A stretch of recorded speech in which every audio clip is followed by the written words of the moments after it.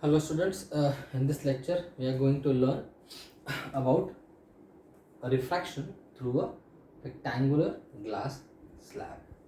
Okay, so this is our rectangular glass slab and my light is entering from air to this glass slab.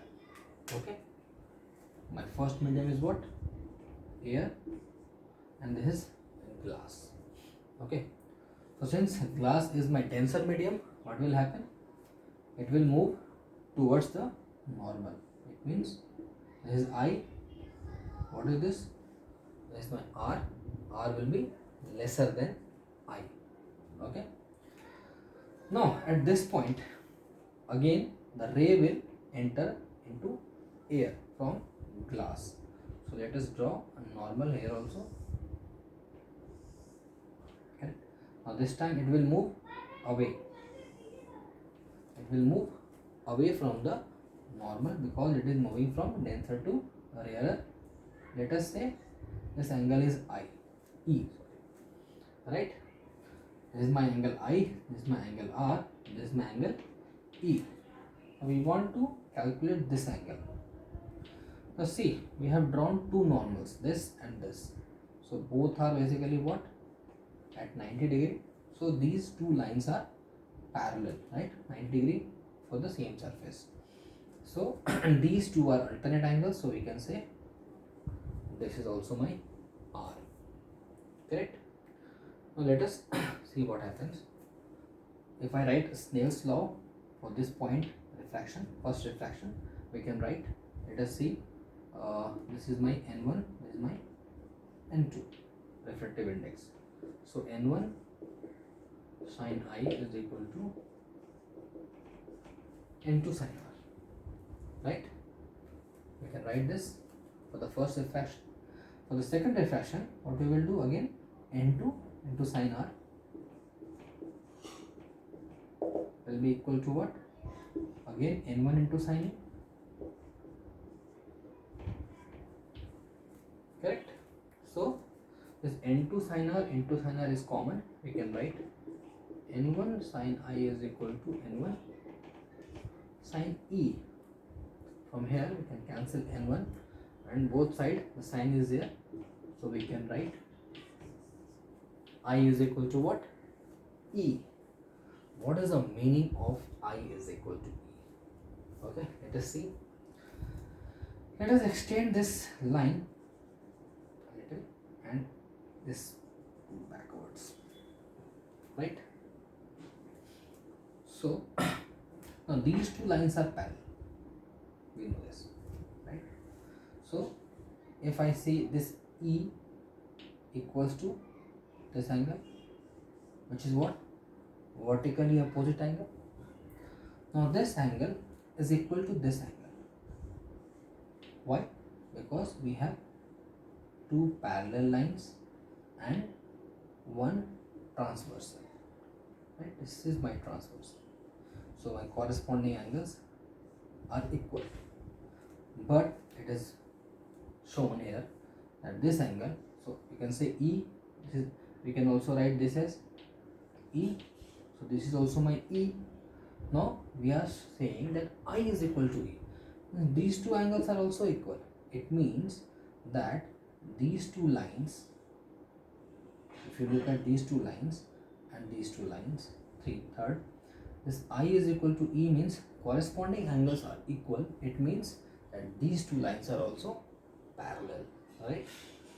So I is equal to E means what? That my incident ray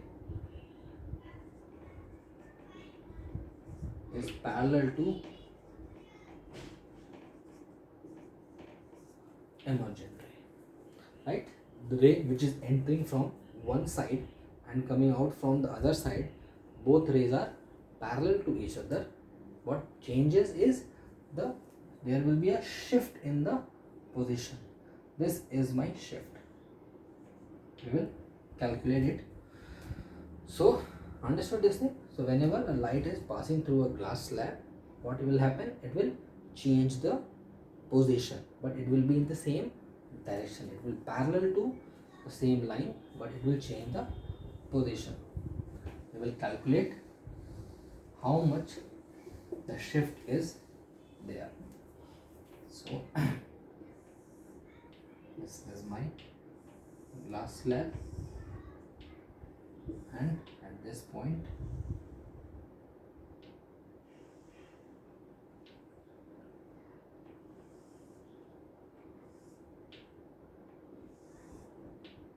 we want to know this shift, right? Let us say this is D.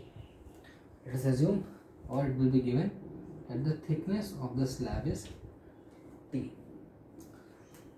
Let us A, B, C, D, right? This is my angle I. What is this angle? R, right? Now if you look at this angle, what is this? Vertically opposite angle. So the whole angle is also I. If we want to calculate this angle, it will be what? Total minus this. So this angle is my I minus R. So in this triangle, ACD, if you calculate sine I minus R, it will be equal to what? This CD upon AC, which is D upon AC, right? Now we want to know the value of AC, right? So from triangle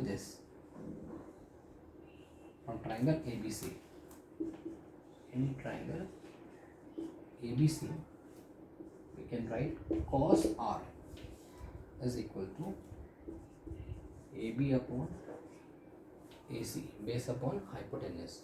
What is my AB? AB is my thickness of the slab. So we can write, so what is AC here? AC will be T upon cos R. So if we replace, we can get D is equal to AC sin I minus R, and then AC is what? T cos R. So this is my formula for what? For thickness, or for the shift, which the incident ray is shifting as per the emergent ray. What is the shift between incident and emergent ray? Correct? Now what will happen if we include another slab? Suppose there are two slabs with different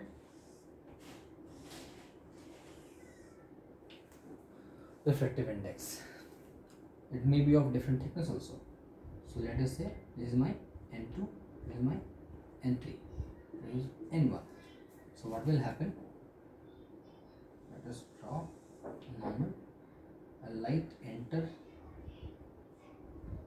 with angle I, and if N2 is greater than N1, what will happen? It will bend towards. This is my R1. Let us say it is R1. Now at this place again the refraction will happen. Now suppose N3 is also greater than N2.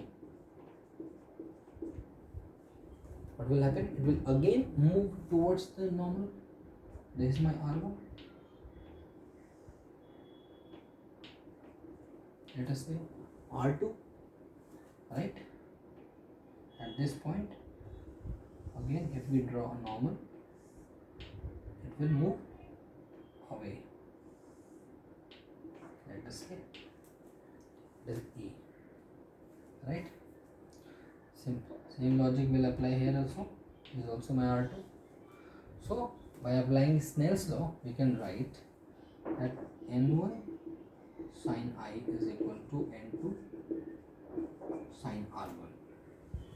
At second point we can write N2 sine R1 will be equal to N3 sine R2, and the last point we can write N3 sine R2 will be equal to N1 sine E. Here also, if you equate, this will get cancelled, this will get cancelled, and we will get I is equal to E. So again, the emergent ray and the incident ray will be parallel to each other, okay, but there will be a shift in the position, and that position you can calculate in a similar manner. But so you keep on adding slabs and it will keep on shifting position, but it will be parallel to incident ray only, right?